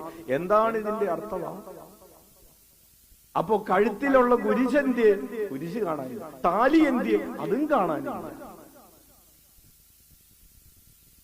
അപ്പോൾ നീ എല്ലാവരെയും ആകർഷിക്കുന്നത് കർത്താവിലേക്കായിരിക്കണമെന്ന ആ കർത്താവിന്റെ പദ്ധതി നീ ഹൃദയത്തിൽ ഏറ്റെടുത്തിട്ട് വേണം എന്തെന്ന് വിളിക്കാൻ? ഈശോയെ എന്ന് വിളിക്കാൻ. 4, 5 a plan to give fullness of life. ഈശോയുടെ 5ാമത്തെ പദ്ധതി എല്ലാവർക്കും ജീവന്റെ പൂർണ്ണതയുണ്ടാകണമെന്നത് ഈശോയുടെ പദ്ധതിയാണ്. യോഹന്നാന്റെ സുവിശേഷം 10:10 വായിക്കാം. യോഹന്നാൻ 10:10 മോഷ്ടിക്കാനും കൊല്ലാനും നശിപ്പിക്കാനുമാണ് കള്ളൻ വരുന്നത്. ഞാൻ വന്നിരിക്കുന്നത് അവർക്ക് ജീവൻ ഉണ്ടാകാനും അത് സമൃദ്ധമായി ഉണ്ടാകാനുമാണ്. കൈയടിച്ച് നന്ദി പറയാം. അപ്പോൾ ഈശോയുടെ പദ്ധതി എന്താണ്? നമുക്കെല്ലാവർക്കും ജീവനുണ്ടാകണം. എല്ലാ മനുഷ്യർക്കും ഏത് ജീവനുണ്ടാകണം? നിത്യജീവനുണ്ടാകണം. നമ്മുടെ പദ്ധതി എന്താണ്? എല്ലാ മനുഷ്യർക്കും. നമുക്ക് അങ്ങനെ വല്ല പദ്ധതി ഉണ്ടോ? അച്ഛാ, എന്റെ കാര്യം തന്നെ കഴിഞ്ഞിട്ടും എന്റെ ബാക്കിയുള്ളവരുടെ കാര്യം. എനിക്ക് തന്നെ നിത്യജീവൻ കിട്ടുമെന്നൊരു ഉറപ്പില്ല, അല്ലേ? പിന്നെയാണ് ബാക്കിയുള്ളവർ. എനിക്ക് തന്നെ ഒറ്റക്ക് നടക്കാൻ പറ്റണില്ല, പിന്നെയാണ് വേറൊരാളെ ചുമന്നുകൊണ്ട് നടക്കുന്നത്. പ്രിയപ്പെട്ടവരെ, എല്ലാവർക്കും നിത്യജീവൻ ഉണ്ടാകണമെന്നത് ആരുടെ പദ്ധതിയാണ്? ഈശോയുടെ പദ്ധതിയാണ്. ആ പദ്ധതി ഞാൻ ഹൃദയത്തിൽ ഏറ്റെടുത്തിട്ട് ഈശോയെ എന്ന് വിളിക്കുമ്പോഴാണ് അത് യഥാർത്ഥത്തിലുള്ള യേശുനാമ ജപമാകുന്നത്. അപ്പൊ നമ്മൾ ചോദിക്കും, അച്ഛ ഇതെല്ലാം കൂടി ഓർത്തോണ്ട് ഈശോയെ എന്ന് വിളിക്കാൻ പറ്റുമോ? എല്ലാം കൂടി ഓർക്കണ്ട. നിങ്ങൾ ഒരു 21 പ്രാവശ്യം ഈശോയെ എന്ന് വിളിക്കുമ്പോ ഈശോയുടെ പദ്ധതികൾ മുഴുവൻ എന്റെ പദ്ധതികളായിട്ട് അതിനെ ഏറ്റെടുത്തോണ്ട് വിളിക്കുന്നു എന്ന് പറഞ്ഞ് ഈശോയെ എന്ന് വിളിക്കുക. പദ്ധതികൾ അടുത്ത് തുടങ്ങാൻ പോണുള്ളൂ. ഈശോയുടെ പദ്ധതികൾ കഴിഞ്ഞ ഈശോയുടെ ആഗ്രഹങ്ങളിലേക്ക് നമ്മൾ പ്രവേശിക്കാൻ പോവാണ്. ഹല്ലേലൂയ. അച്ഛൻ ഇതെല്ലാം കൂടി ഒറ്റ ടോക്കായിട്ട് നിർത്തണമെന്ന് ആഗ്രഹമുണ്ട്, അതുകൊണ്ട് വേഗം പോവാണ്. അപ്പൊ ഈശോയ്ക്ക് വേറെ നമ്മളിപ്പോ പറയാത്ത കുറച്ച് പദ്ധതികളൊക്കെ ഉണ്ട്. ഈശോയുടെ പദ്ധതിയാണ് പിതാവുമായിട്ട് മനുഷ്യകുലത്തെ അനുരഞ്ജിപ്പിക്കണം. എന്താണ് ഈശോയുടെ പദ്ധതി? പിതാവുമായി മനുഷ്യകുലത്തെ അനുരഞ്ജിപ്പിക്കണം എന്നത് ഒരു ഈശോയുടെ പദ്ധതിയാണ്. അവരൊടക്കരുത്, അതാണ്. ഹല്ലേലൂയ. മനുഷ്യനെ പരസ്പരം അനുരഞ്ജിപ്പിക്കണം. പിതാവായ ദൈവത്തെയും മനുഷ്യനെയും തമ്മിൽ അനുരഞ്ജിപ്പിക്കണം. ഹല്ലേലൂയ, ഹല്ലേലൂയ, ഹല്ലേലൂയ. അച്ഛൻ വായിക്കാൻ പോവാണ്. കൊരിന്ത്യസുകാർക്ക് എഴുതിയ 2-ാം ലേഖനം 5-ാം അധ്യായം 19-18 മുതലുള്ള തിരുവചനം. 2 കൊരിന്ത്യർ 5:18 മുതൽ. ഞങ്ങളെ ക്രിസ്തു വഴി തന്നോട് രമ്യതപ്പെടുത്തുകയും രമ്യതയുടെ ശുശ്രൂഷ ഞങ്ങൾക്ക് നൽകുകയും ചെയ്ത ദൈവത്തിൽ നിന്നാണ് ഇവയെല്ലാം. 2 കാര്യങ്ങൾ. ഈശോയ്ക്ക് ഒരു ശുശ്രൂഷയുണ്ടായിരുന്നു. അത് മനുഷ്യകുലത്തെ ദൈവത്തോട് രമ്യതപ്പെടുത്തുക എന്ന ശുശ്രൂഷയാണ്. ആ ശുശ്രൂഷ പൗലോസ് പറയുകയാണ്, അത് തന്നെയാണ് ഇപ്പൊ ഞങ്ങൾക്കും ലഭിച്ചിരിക്കുന്നത്. ദൈവം മനുഷ്യരുടെ തെറ്റുകൾ അവർക്കെതിരായി പരിഗണിക്കാതെ രമ്യതയുടെ സന്ദേശം ഞങ്ങളെ പരമേൽപ്പിച്ചുകൊണ്ട് ക്രിസ്തു വഴി ലോകത്തെ തന്നോട് രമ്യതപ്പെടുത്തുകയായിരുന്നു. Hallelujah, hallelujah. ഈ സുവിശേഷം കേൾക്കുന്നവരെല്ലാം ആരോട് അനുരഞ്ജനപ്പെടുകയാണ്? ദൈവത്തോട് അനുരഞ്ജനപ്പെടുകയാണ്. അത് ദൈവത്തിന്റെ പദ്ധതിയാണ്. അപ്പോൾ നമ്മുടെ പദ്ധതി എന്താണ്? എല്ലാ മനുഷ്യരെയും ദൈവത്തോട് രമ്യതപ്പെടുത്തുക. ഉച്ചത്തിൽ വിളിച്ച് ഈശോയേ. ഈശോയുടെ ഈ പദ്ധതി ഹൃദയത്തിൽ ഏറ്റെടുത്തുകൊണ്ട് വിളിച്ചേ ഈശോയേ. അപ്പോൾ വചനം പറയുകയാണ്, ഞങ്ങൾ വഴി ദൈവം നിങ്ങളോട് അഭ്യർത്ഥിക്കുന്നു, നിങ്ങൾ ദൈവത്തോട് രമ്യതപ്പെടുവിൻ. ഹല്ലേലൂയ. അപ്പോൾ അത് ദൈവത്തിന്റെ പദ്ധതിയാണ്. രണ്ടാമതായിട്ട്, അപ്പോൾ ഈശോയുടെ പദ്ധതികൾ മുഴുവൻ ഏറ്റെടുത്തുകൊണ്ട് വേണം നമ്മൾ ഈശോയെ എന്ന് വിളിക്കാൻ. അപ്പോഴാണ് അത് യേശുനാമത്തിലുള്ള പ്രാർത്ഥനയാകുന്നത്. യേശുനാമത്തിൽ പ്രാർത്ഥിക്കുമ്പോൾ കിട്ടുന്ന 11 കാര്യങ്ങളെ കുറിച്ച്, ബൈബിൾ പറയുന്ന 11 കാര്യങ്ങളെ കുറിച്ച് അടുത്ത ആഴ്ച നിങ്ങളോട് പറയും. അപ്പോൾ എങ്ങനെ പ്രാർത്ഥിക്കണമെന്നാണ് ഇന്ന് പറയുന്നത്. രണ്ടാമതായിട്ട്, ഈശോയുടെ ഹൃദയത്തിൽ ചില ആഗ്രഹങ്ങളുണ്ട്, പദ്ധതികൾ മാത്രമല്ല, ആഗ്രഹങ്ങളുണ്ട്. അതിൽ ഒന്നാമത്തെ ആഗ്രഹമാണ്, പ്രിയപ്പെട്ടവരെ, കരുണ കാണിക്കുക എന്ന് പറയുന്ന ഈശോയുടെ ഒരു ആഗ്രഹമാണ്. എന്താണ്? കരുണ കാണിക്കുക എന്ന് പറയുന്ന ഒരാഗ്രഹം. ഈശോയുടെ മറ്റൊരു ആഗ്രഹമാണ്, നമ്മൾ പരിശുദ്ധാത്മാവിനാൽ നിറയപ്പെടണമെന്നത് ആരുടെ ആഗ്രഹമാണ്? ഈശോയുടെ ആഗ്രഹമാണ്. ഈശോ അതുകൊണ്ട് പറഞ്ഞു, നിങ്ങൾ പരിശുദ്ധാത്മാവിനാൽ ശക്തി പ്രാപിക്കുന്നത് വരെ. അപ്പോസ്തല പ്രവർത്തനങ്ങൾ എടുക്കാം. ഈശോയുടെ ഒരു ആഗ്രഹം ഈശോ വെളിപ്പെടുത്തുകയാണ് ശിഷ്യന്മാരോട്. എടുത്തേ, 1-ാമത്തെ അധ്യായം 4, അപ്പോസ്തല പ്രവർത്തനങ്ങൾ 1:4 വായിക്കാം. അവരോടൊപ്പം ഭക്ഷണത്തിനിരിക്കുമ്പോൾ കൽപ്പിച്ചു, നിങ്ങൾ ജെറൂസലേം വിട്ടു പോകരുത്, എന്നിൽ നിന്ന് നിങ്ങൾ കേട്ട പിതാവിന്റെ വാഗ്ദാനം കാത്തിരിക്കുവിൻ. 5, എന്തെന്നാൽ യോഹന്നാൻ വെള്ളം കൊണ്ട് സ്നാനം നൽകി, നിങ്ങളാകട്ടെ ഏറെ താമസിയാതെ പരിശുദ്ധാത്മാവിനാൽ സ്നാനമേൽക്കും. വലതുകരം ഒരു വീശിക്കൊണ്ട് പറയാം, നിങ്ങളാകട്ടെ പരിശുദ്ധാത്മാവിനാൽ സ്നാനമേൽക്കും. നിങ്ങളാകട്ടെ പരിശുദ്ധാത്മാവിനാൽ സ്നാനമേൽക്കും. പരിശുദ്ധാത്മാവ് നിങ്ങളുടെ മേൽ വന്നു കഴിയുമ്പോൾ നിങ്ങൾ ശക്തി പ്രാപിക്കും. ജെറൂസലേമിലും യൂദയ മുഴുവനിലും സമരിയായിലും ഭൂമിയുടെ അതിർത്തികൾ വരെയും നിങ്ങൾ എനിക്ക് സാക്ഷികളായിരിക്കും. ഈശോയുടെ 2 ആഗ്രഹങ്ങളാണ്. ഒന്ന്, നിങ്ങൾ പരിശുദ്ധാത്മാവിനാൽ സ്നാനമേൽക്കും. പ്രിയപ്പെട്ടവരെ, പരിശുദ്ധാത്മാവിനാൽ സ്നാനമേൽക്കുക എന്നത് ആരുടെ ആഗ്രഹമായിരുന്നു? എന്നിട്ട് ശിഷ്യന്മാര് പ്രാർത്ഥിക്കാൻ തുടങ്ങി. പരിശുദ്ധാത്മാവിനാൽ സ്നാനമേൽക്കും, കാത്തിരിക്കാൻ പറഞ്ഞിട്ടുണ്ടല്ലോ. ശിഷ്യന്മാര് പ്രാർത്ഥിക്കാൻ തുടങ്ങി, സ്നാനമേൽക്കട്ടെ, പരിശുദ്ധാത്മാവ് വരട്ടെ, പരിശുദ്ധാത്മാവ് വരട്ടെ. 1-ാം ദിവസം കഴിഞ്ഞു, ആരും വന്നിട്ടില്ല. ആരും വന്നില്ല. വരാന്ന് പറഞ്ഞിട്ട് വരാതിരിക്കില്ലേ? Hallelujah, hallelujah. 1-ാം ദിവസം ആരും വന്നില്ല. പക്ഷെ 2-ാം ദിവസം വന്നു ഇല്ല. 2-ാം ദിവസവും വന്നില്ല. പരിശുദ്ധാത്മാവ് വരുമെന്ന് പറഞ്ഞിട്ട് 2-ാം ദിവസവും പരിശുദ്ധാത്മാവ് വന്നില്ല. പക്ഷെ 3-ാം ദിവസം വന്നില്ല.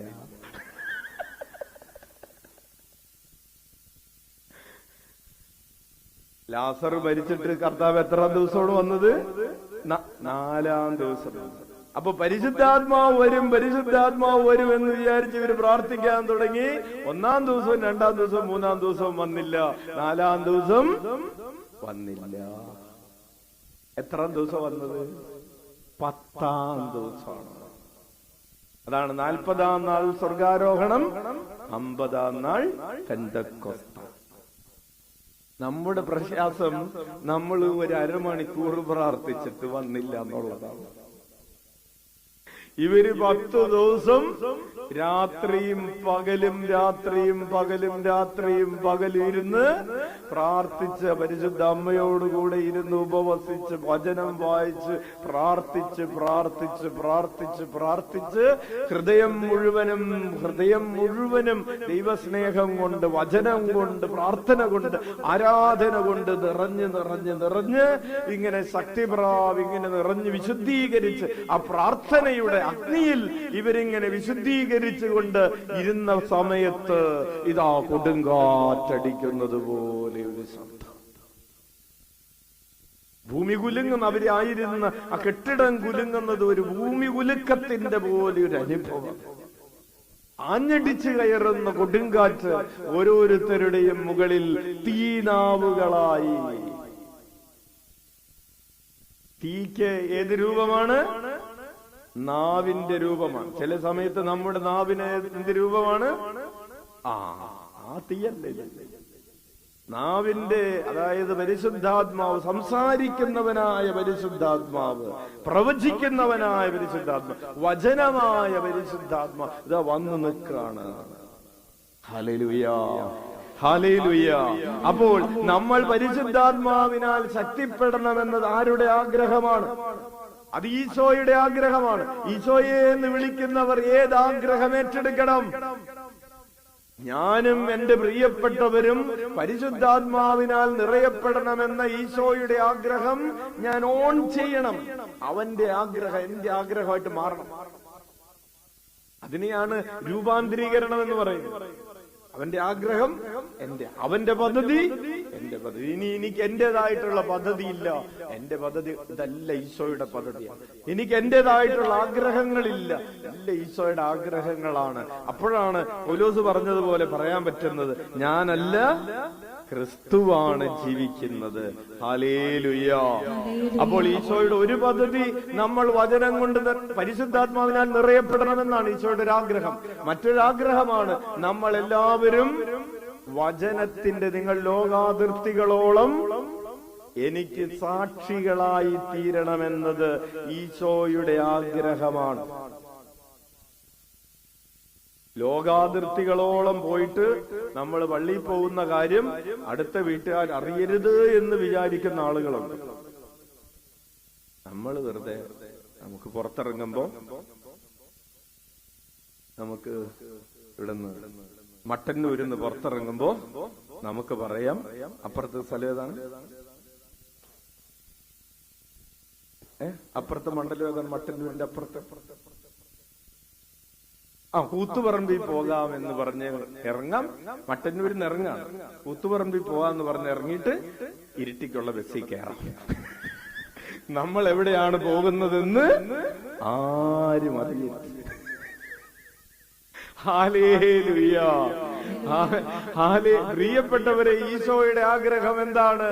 നമ്മൾ ഈശോയുടെ ആളുകളാണെന്ന് മറ്റുള്ളവർ അറിയിക്കണം എന്നതാണ്. Price the Lord. ഹല്ലേലൂയ. അപ്പോൾ ഈശോയുടെ മറ്റൊരാഗ്രഹമാണ് നമ്മൾ ദൈവവചനം അനുസരിക്കുന്നവരാകണം. എന്താണ് ആഗ്രഹം? മത്തായിയുടെ സുവിശേഷം 7-ാം അധ്യായം 21-ാമത്തെ തിരുവചനം വായിക്കാം. കർത്താവേ, കർത്താവേ എന്ന് എന്നോട് വിളിച്ചപേക്ഷിക്കുന്നവനല്ല എന്റെ സ്വർഗസ്ഥനായ പിതാവിന്റെ ഇഷ്ടം നിറവേറ്റുന്നവനാണ് സ്വർഗരാജ്യത്തിൽ പ്രവേശിക്കുന്നത്. ഈശോയുടെ ആഗ്രഹം നമ്മൾ ഈശോയുടെ വചനമനുസരിച്ച് ജീവിക്കണമെന്നതാണ്. അപ്പോൾ യേശുനാമം വിളിച്ചപേക്ഷിക്കുന്നവര് ഈശോയുടെ ഈ ആഗ്രഹം ഏറ്റെടുക്കണം. ഈശോയുടെ ആഗ്രഹം അച്ഛൻ ഇനി പറഞ്ഞു കഴിഞ്ഞ് ഇപ്പൊ തന്നെ സ്പീഡ് കൂടുതലായി അല്ലേ? Price the Lord. അച്ഛൻ മടക്കം. ഈശോയുടെ ആഗ്രഹങ്ങളെ കുറിച്ച് ഇന്ന് നമ്മൾ പ്രധാനമായിട്ട് പറഞ്ഞത് ഈശോയുടെ പദ്ധതികളെ കുറിച്ച്. ഈശോയുടെ പദ്ധതികൾ ആരുടെ പദ്ധതികളാകണം? നമ്മുടെ പദ്ധതികൾ. എന്നിട്ട് വേണം നമ്മൾ എന്ത് വിളിക്കാൻ? ഈശോയെ എന്ന് വിളിക്കാം. അപ്പോ എന്തുണ്ടാകും? അത് യേശുനാമത്തിലുള്ള പ്രാർത്ഥനയായി മാറും. ഹല്ലേലൂയ. ഈശോയുടെ പദ്ധതികൾക്ക് വിരുദ്ധമായിട്ടുള്ളൊരു കാര്യം ഹൃദയത്തിൽ സൂക്ഷിച്ചിട്ട് ഈശോയെ എന്ന് വിളിച്ചാൽ അത് യേശുനാമത്തിലുള്ള പ്രാർത്ഥന ആവുകയില്ല. ഹല്ലേലൂയ. അപ്പോൾ ഈശോയെന്ന് വിളിക്കുന്നവർ ശ്രദ്ധിക്കേണ്ട കാര്യം എന്താണ്? ഈശോയുടെ പദ്ധതികളെ ഏറ്റെടുക്കുക. ഹല്ലേലൂയ. അത് രൂപാന്തരീകരണ പ്രക്രിയയിലെ പ്രധാനപ്പെട്ട ഒരു ഭാഗമാണ്. നിനക്ക് രൂപാന്തരപ്പെടണോ? വേണമെങ്കിൽ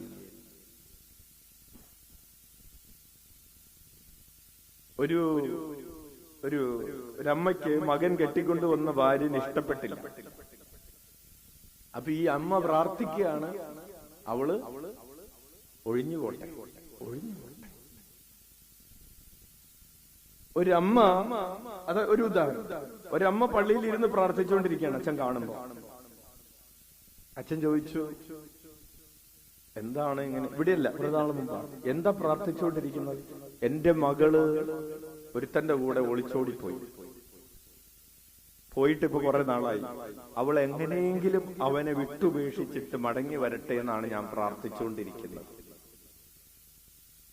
ഒരു അക്രൈസ്തവയായിട്ടുള്ള സഹോദരി പച്ചൻ പറഞ്ഞു, സഹോദരി അങ്ങനെയല്ല പ്രാർത്ഥിക്കേണ്ടത്. നല്ലൊരു ജീവിതം അവൾ എന്തായാലും പോയി.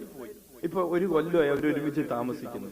ഇനി അത് ഉപേക്ഷിച്ച് തിരിച്ചു വരിക എന്ന് പറയുന്നത് പ്രാക്ടിക്കൽ അല്ല, അത് ദൈവത്തിന്റെ പദ്ധതിയല്ല. അപ്പൊ നിങ്ങൾ ഇങ്ങനെ പ്രാർത്ഥിക്കുക, അതിൽ നിന്ന് നന്മ ഉണ്ടാകട്ടെ. പ്രിയപ്പെട്ടവരെ, ഒരു 2-3 കൊല്ലം കഴിയുമ്പോ അച്ഛൻ ചോദിച്ചു, എന്താണ് ഇപ്പോഴത്തെ വിശേഷം? പറഞ്ഞു, അവൾ അന്ന് ഒളിച്ചോടി പോയ അന്ന് പോയ ആ പയ്യനാണ് ഇപ്പൊ ഞങ്ങളുടെ കുടുംബം നോക്കുന്നത്. അച്ഛൻ പറഞ്ഞു വരുന്നത്, ചില സമയങ്ങളിൽ നമ്മൾ പ്രാർത്ഥിക്കുമ്പോ കർത്താവിന്റെ പദ്ധതികൾക്കനുസരിച്ച് നന്മ ഉണ്ടാകും. ബോധത്തോടുകൂടെ പ്രാർത്ഥിക്കണം, ബോധമില്ലാതെ പ്രാർത്ഥിക്കണം. Hallelujah, hallelujah. എപ്പോഴും നമ്മൾ തിന്മ ഒഴിഞ്ഞു പോകട്ടെ എന്ന് തന്നെ പ്രാർത്ഥിക്കണം. തിന്മ നമ്മുടെ കുടുംബത്തിലേക്ക് പ്രവേശിക്കാതിരിക്കട്ടെ. കാരണം തിന്മയെ ഇല്ലാതെയാക്കാനാണ് ഈശോ വന്നത്. Hallelujah, hallelujah. അപ്പോൾ ഇന്ന് പറഞ്ഞ കാര്യങ്ങള് എഴുതി വെക്കാൻ പറ്റിയിട്ടുള്ളവർ എഴുതി വെച്ചിട്ടുണ്ട്. അത് വീണ്ടും കേൾക്കുക. കാരണം ഒരു പ്രാവശ്യം പറഞ്ഞാൽ മനസ്സിലിരിക്കില്ല, ഇല്ലേ? യൂട്യൂബിലുണ്ടാവും. വീണ്ടും കേൾക്കുക. വീണ്ടും കേട്ടിട്ട് യേശുനാമം വിളിക്കുമ്പോ ഞാൻ ഈശോയുടെ പദ്ധതികൾ എങ്ങനെയാണ് ഏറ്റെടുക്കേണ്ടത്, ഏറ്റെടുത്ത് വേണം ഈശോയെ എന്ന് വിളിക്കാൻ എന്ന് പഠിക്കുക. അടുത്ത ആഴ്ച അച്ഛൻ എങ്ങനെ ഈശോയുടെ ആഗ്രഹങ്ങളെ ഏറ്റെടുക്കാം എന്നും ഈശോയുടെ വികാരങ്ങളെ, ഈശോയ്ക്ക് ആഗ്രഹം മാത്രമല്ല, ഈശോയുടെ വികാരങ്ങളുണ്ട്. ഈ വികാരങ്ങളെ എങ്ങനെ ഏറ്റെടുക്കണം, ഏതൊക്കെ വികാരങ്ങളെ നമുക്ക് ഏറ്റെടുക്കാം എന്നുള്ളതൊക്കെ നമുക്ക് തുടർന്നുള്ള ക്ലാസ്സുകളിൽ പഠിക്കാം. അതുവരെയും കർത്താവ് നിങ്ങളെ സമൃദ്ധമായി അനുഗ്രഹിക്കട്ടെ എന്ന് പ്രാർത്ഥിക്കുന്നു.